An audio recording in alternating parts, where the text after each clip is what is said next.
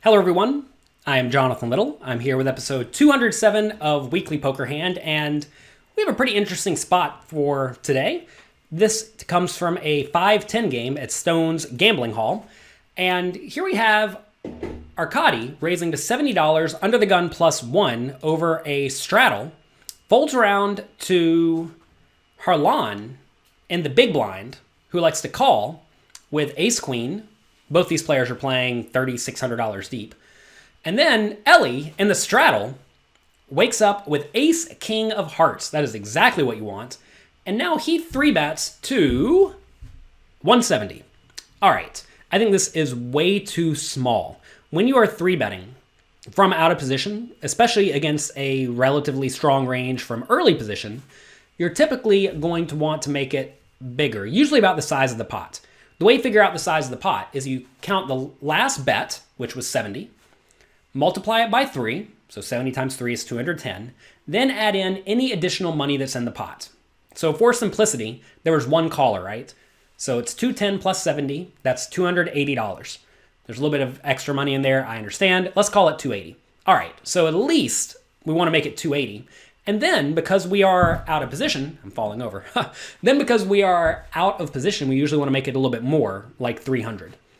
That's going to allow you to have a range that is larger than only premium hands. When you re-raise only 100 more, effectively what you're telling your opponents is, I'm going to give you 4-1 pot odds, and I'm going to give you position, and you still can't beat me. And even when you have ace-king suited, that's just not the case. So this is a spot where you definitely want to make it bigger. So he does make it 170. Now, if Arkady was facing a regular 3-bet to $300 or so, I definitely think he should fold. Because it's only 100 more, I think he probably has to peel and see the flop. I would not love it at all, but I would call. Same story for Harlan in the big blind. It's $100 more. You probably have to call. It is worth mentioning Ellie is playing $1,700 deep. So not quite as deep as the other players, but even then, $1,700 is decently deep. I'm going to presume it was a straddle to 20, given the initial raise to $20, or to $70. So all three players see a flop. The pot's $510, and we just have to assume Ellie has a super nut range, unless he's doing this on a very regular basis, which may or may not be the case. All right, flop comes. Ace, queen, 5. All players have top pair. Harlan, however, has top 2 pair, and Ellie has a flush draw. The queen and the 5 are of hearts. So, to recap, Ellie has top pair with the flush draw, top pair, top kicker with flush draw. He was the 3-better. Harlan in the big blind, who called pre-flop and then called again, has top 2 pair, and then Arkady, who raised and then called the 3-bet from early position, has top pair, no kicker. All right, Harlan should definitely check in this scenario with his top 2 pair. It is highly likely that Ellie is going to bet this flop. The only time Ellie's not going to bet this flop is when he has pocket kings or pocket jacks, and those hands are pretty much drawing dead anyway. So this is a situation where you definitely want to check to the pre-flop raiser and let him bet. Also, pot's already $515, right? If Ellie bets 400, he's starting to get very close to all in, given he started with 1,700, right? So this is a great spot to check to the pre-flop raiser. And now, with ace king of hearts, what should Ellie do? Pot's 515. This is a scenario where you don't need to worry about protecting your hand at all. It's very, very easy for your opponents to have worse aces and under pairs, right?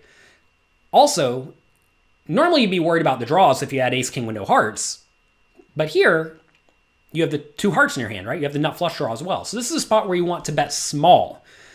The pot was 515, I believe. He could bet something like 200 and put his opponents in a really miserable spot with their top pairs. Instead, Ellie bet 460. He pretty much potted it. And I think that is a pretty big mistake. That's going to allow people to fold out all their marginal hands. So here Arkady has top pair, no kicker. And he's thinking about it. If you watched the previous episode of Weekly Poker Hand, you saw him just get it all in with bluff catcher trips. So clearly he's not the tightest player ever. And right here, he's thinking about it, right? He opened from early position, called a 3-bet, flopped top pair, and now he's considering folding because Ellie made such a giant bet, and he did it in a really confident manner. If you're watching this video at jonathanlowpoker.com as opposed to just listening to it. And Ellie does, I'm sorry, and Already forgot his name. The guy folded. Arkady folded the ace-8 suited. And that was a very good fold. That's definitely a spot where you're against two good ranges from the big blind Harlan and the straddle Ellie. And facing that pot-sized bet, you just have to get out of the way. That's good discipline. So now, Harlan has top 2 pair. And I would definitely be all in. You could justify calling if you think Ellie's big bet may indicate an abnormal level of weakness. Some people will blast it whenever they're trying to get people to fold. So maybe Ellie would do this with jacks. I don't know. Probably not. But if you are against someone like that who would bet small with their nut hands, like ace-king, and then bet big with their bluffs, you should strongly consider calling to give your opponent every opportunity to fold. Now, these two guys are talking about something. I can't hear them. I tried listening to it ahead of time, and I could not hear what they were saying. So we're going to ignore it. But Harlan is talking to Ellie about something. Not too sure why. Not too sure what he's saying. I would just be all in this scenario, expecting to get called almost every time. Some people in Harlan's shoes may be worried that they're beat by pocket aces or pocket queens. But if you think about it, there's only one combination of each of those hands, right? Because you have an ace and a queen in your hand. There's only two aces remaining, right? So that's one hand. And Harlan does decide to just call. So he probably assumes Ellie has some bluffs in his range. And I don't mind it. As long as you just know you're never folding, clearly. On the turn, Harlan checks again. Ellie now bets huge. Looks like he bet almost all of his money. Yeah, he bet $1,200 out of his $1,300. So Ellie essentially put himself all in on the turn. All right. I think Harlan's play throughout this hand has been fine so far. Let's talk about Ellie's, though. When he bets so big on the flop and his opponent calls, he should assume Harlan has either a very good made hand or a very good draw. So what are the good draws on ace, queen, 5? 2 hearts.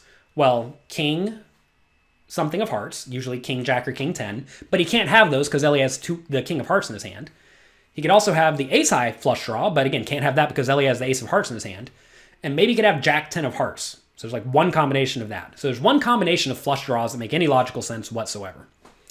It's a bit of a problem, right? What are the made hands? Well, ace queen is a very obvious made hand, and pocket queens is a very obvious made hand that you lose to. And there are a lot of combinations of those, way more than there are draws. So this is a spot where even though Ellie has top pair and the nut flush draw, I think he should actually check behind on the turn and then see what develops on the river. If Harlan bets, yeah, you're probably paying him off. But if Harlan checks, maybe you go for thin value or maybe you check. But this is not a spot where, despite the pot already being huge, I think Ellie does not want to play for all the money. I think a lot of people get in their minds, all right, I was the aggressor and I have top pair in the nut flush draw. This is a great hand. Let me pile my money in. And that's not what you want to do. In this spot, if Harlan is reasonable, and from what I've seen, Harlan has been reasonable, Ellie has to assume that Harlan must have something very good here. And whatever very good hand you're against usually has ace king in only marginal shape. Instead, though, Ellie snap jammed the turn. Harlan pretty much beat him in the pot. Board breaks off, and Harlan wins a $2,000 pot. Pretty much all of that came from Ellie, and I definitely think Ellie messed this hand up. Let's try to think about what would have happened if he played it differently. If he instead bet small on the flop, maybe Harlan then would have raised. Ellie could have called and then called on the turn, so he's getting sacked anyway. If he bet smaller on the flop and Harlan called, then you could maybe justify going for thin value on the turn because then Harlan's range should be weaker.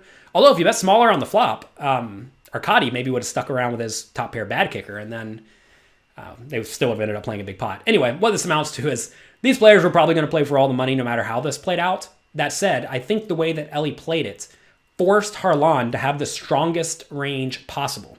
And when you have top pair, top kicker, you want your opponent to have the weakest range possible because that is when you have the most equity. When your opponents have all good hands, you're not in great shape with top pair, top kicker. It's a good hand as long as your opponent's range is not only, ace jack or better in this spot. So make sure you do not make that mistake when you are playing. That's going to be it for this episode of Weekly Poker Hand. I hope you enjoyed this video. If you enjoyed it, tell your friends. These things take a lot of time to make, and I do them for you. So I hope you enjoy it. Good luck in your games. Be kind to everyone, and I'll talk to you next week.